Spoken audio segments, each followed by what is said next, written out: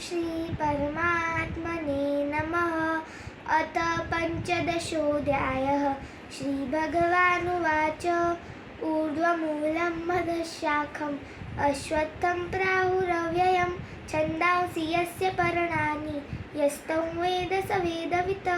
अधश्वचोर्ध्वं प्रसुतास्तस्य शाखाः गुणः प्रवृद्धा विषयप्रवाला। अधश्च मूलान्यनुसन्ततानि कर्मानुबन्धीनि मनुष्यलोके।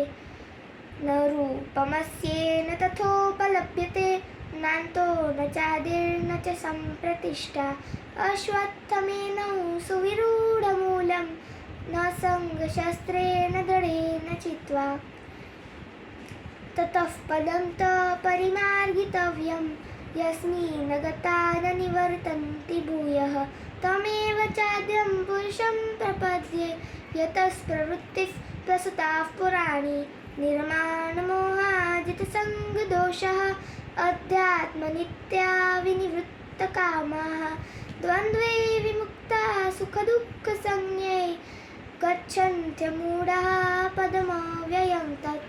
न तद्भासयते सूर्यो न शशाङ्को न पावकः यद्गत्वा न निवर्तन्ते तद्धाम परमं मम। ममैवांशो जीवलोके जीवभूतः सनातनः। मनश्स्थानि इन्द्रियाणि प्रकृतिस्थानि कर्षति। शरीरं यदवाप्नोति यच्चाप्युत्क्रामतीश्वरः। गृहीतैतानि संयाति वायुर्गन्धानि वाशयात्। श्रोत्रं चक्षुस्पर्शं च रसनं घ्राणमेव च। अधिष्ठाय मनस्थाय विषयानुपसेवते।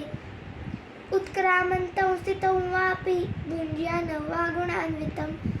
विमूढानानुपश्यन्ति पश्यन्ति ज्ञानचक्षुषः।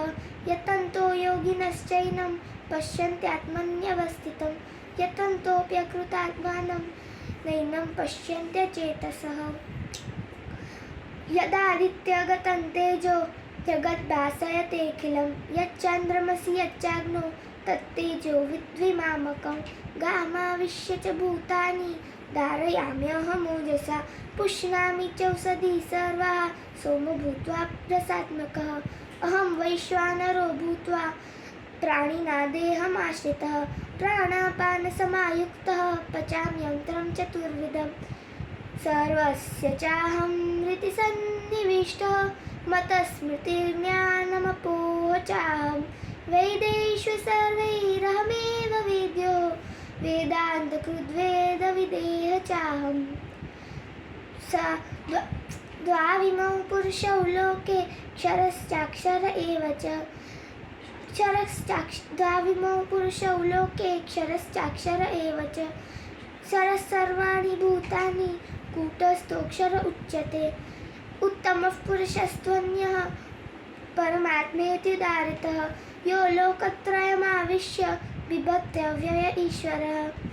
यस्मात्तक्षरमतीतोऽहम् अक्षरादपि चोत्तमः।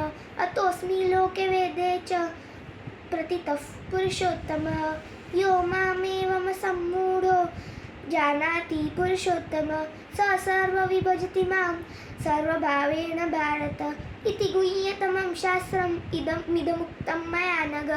स सर्वविभजति मां स एतद्बुद्ध्वा बुद्धिमान् स्यात् कृतकृत्यश्च भारत।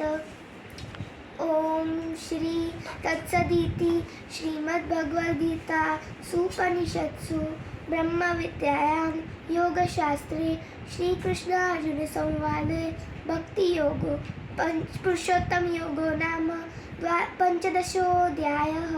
हरये नमः हरये नमः हरये नमः।